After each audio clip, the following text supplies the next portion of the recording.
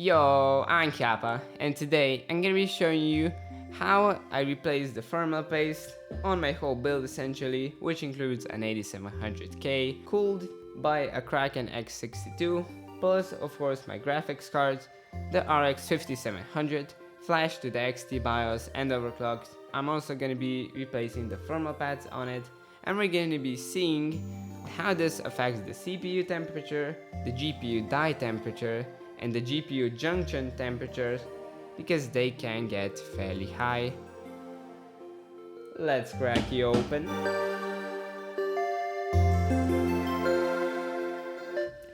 And a little warning beforehand, if you want to do this as a family or weekend project or whatever, make sure you do a little bit of research before you start tearing it up. You want to make sure that you know how to take the cooler off, you want to know how to take the graphics card apart before you actually crack it open like I did.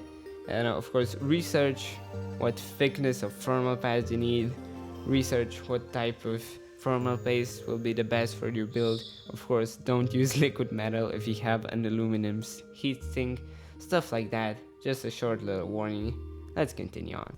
So what paste did I end up choosing? I went for the Krayonaut, which you probably could tell from the title, because it's a ceramic paste. It doesn't contain any diamond bits that could scratch your surface, and is also not thermally conductive, so if accidentally you spill it anywhere, you get it anywhere, it's not gonna short circuit anything, and it's a really well tested paste. And for the thermal pads, I chose these Arctic pads. These are 1.5 millimeters. And before you actually buy them, you want to check what thickness you need. For me it's 1.5 millimeters, but for you it could be 2 or it could be 1, so check before buying. And then of course, depending on your cooler and your graphics card, you're gonna need a screwdriver or a set of screwdrivers, whatever you need to take your system apart. Firstly, you're gonna want to turn off your PC, and after you've done that, make space for what you're about to do. Now you want to shut off your power supply and pull out the plug so we don't get any electricity flowing in. You also want to disconnect any cables that are getting in the way, and of course anything that's plugged into the graphics card, because we're gonna be taking that out. And this is just something to prevent potential disasters. You want to touch a large metal surface like a radiator, just like I did right here, or wear an anti-static bracelet or something like that, just so you don't short circuit actual parts of your PC with your fingers, because static electricity can be a real pain to deal with.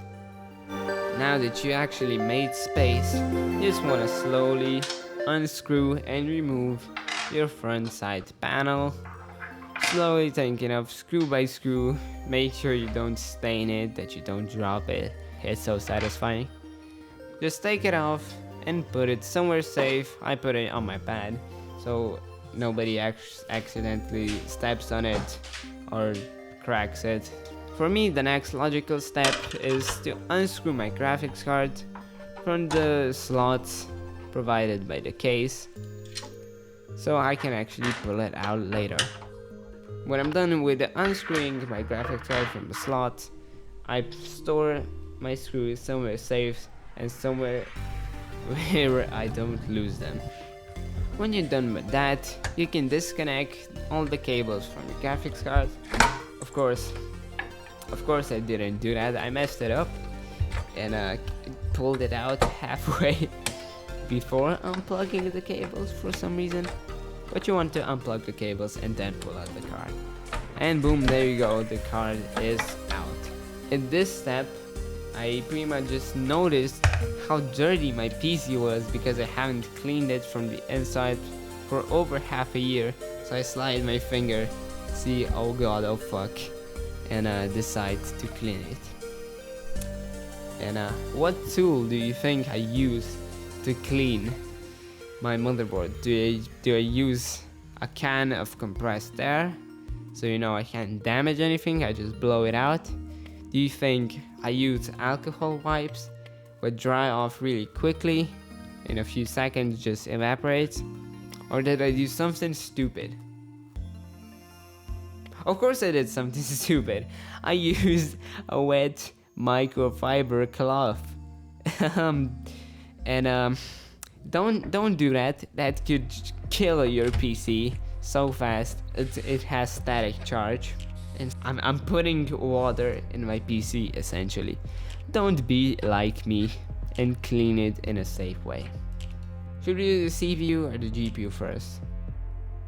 Let's do the CPU. Most people are most interested in the CPU part, so let's do that first. You want to tilt your case to the side and you start unscrewing your cooler. You can see me struggling quite a bit. I don't want to damage anything, so I'm rather careful. You unscrew all the screws on every side, and of course here a screw fell in. Oh god, oh of course that happened. Why wouldn't that happen? And yeah, it happened again. I lost another screw, but it's fine, it's good. Just another pro tip: pull out every cable from the AIO or the RGB cooler that you have before trying to remove it out. Here I have an intense moment. I'm just panicking. Yep, yes, it's fine. I pull it out somehow, and there we go, it's out. Now it's pretty simple. I just clean off the old thermal grease with some alcohol wipes. You could also do it with other stuff, but alcohol wipes tend to work the best and dry off quickly. I'll repeat the same step for the AIO and just brush it off in circular movements. Oh, this looks so nice. The i7 shining in all its glory. Of course, the cooler all cleaned up. It is stained for some reason, but you know, that's fine. And now, of course, the application. Here, a lot of people will be saying, oh no, too little thermal paste. Oh no, too much thermal paste. Oh no, use a dot in the middle. Oh no, spread it with a stick. And I'm just gonna tell you right now that I used the correct application method. I squeezed a lot of paste on it, just slapped a whole bunch of paste in the middle, and I spread it out with this little spatula thingy, and then I added even more. And I know people in the comments are gonna say, oh no, you're gonna get air bubbles in there. Well, you are wrong. This method doesn't give you any air bubbles because they all get squeezed out when you tighten up the cooler, so you shouldn't be worried about that. What you should be worried about is the dot method. If you just put thermal paste in the middle and just squeeze it down, there's a good chance that the very sides of your CPU aren't gonna get enough thermal paste or any, and that could actually cause issues because of course the heat won't transfer to your cooler unless there's space in there, and if you just got a circle in the middle, you're sacrificing performance. After you're done, you can just slap your cooler back on there. You can plug in all the cables and of course screw it back in. I can't believe I'm saying this, but we did it. We did it. We repasted the CPU without physical damage. Hell yeah. And now the graphics card. You want to be a lot more careful when handling the graphics card, because if you if you replace a graphics card, your warranty is gone in most cases. You can see the Powercolor actually has warranty voided if this is broken sticker, which I find really annoying, but that's there. Be warned. So you want to unscrew all the screws connecting actually the cooler part to the PCB. Just take your time with it and save the screws, put them somewhere safe.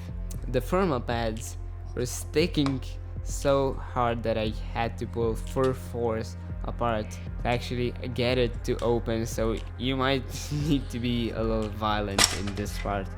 but it shouldn't damage anything, at least it didn't in my case. You can see that pop. You should also remove this connector, which connects the cooler with the PCB, and I didn't do that. Why, you ask? Because I tried something like this in the past, and if that thing doesn't go out easily, and it's not absolutely necessary that you take it out, don't just leave it there. It's not worth breaking it. And now, of course, to actually repaste the GPU, you want to remove the old thermal grease, the old thermal compound, again with an alcohol wipe, something like that. And if some parts don't go out that easily, you might want to use a toothpick. Be really careful and gentle while doing this. After you've finished with the GPU die, I move on to the thermal pads. Now you want to measure how big each of these are, and you want to make sure that you have enough pads before you start cutting it up. After you decided how you're gonna cut it up, slice it into different pieces that you're gonna use, and then take one piece, rip off one side of the plastic. It just kind of sandwiched in between two layers of plastic, and to peel off just one layer, stick it on, and you're gonna remove the top layer just before you close the card itself, so you don't get random dust on there. You can just see me replacing every single part. I usually use bigger than normal sizes, so you get better coverage and better thermal conductivity. And just after I applied everything, I just clean some more stuff off with the wet microfiber cloth. And when you're ready to close the card, you apply a dot in your GPU. I know this is a very generous amount, but it's better to put a lot more than too little. At this phase, you also want to take off the little plastic bits that are still left on the thermal pads. But me, being an idiot that I am, I put the GPU together with a layer of plastic on the thermal pads.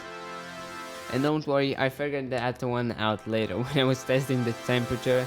Again, you just try to close the card as well as you can. You can see I was struggling a bit, and after you close it, just lightly screw in all the screws and then tighten them up as you go, just one by one.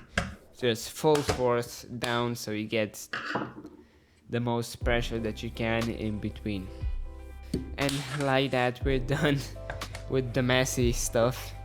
We can clean everything up. I'm just taking stuff out. I'm just putting it in the trash bin, recycling. And of course, now you can turn your case back like it was before, or if you already did. And you carefully slide in your graphics card. Push it down full force, make sure it cracks into place. Then turn your computer around, screw your GPU back into the right slots. You plug your GPU back in, and finally you can take that front panel wherever you put it and just slap it back on, satisfyingly screw it in, just like that. Add any finishing touches, and now you can finally put your whole setup back together like it was before, even better and refreshed.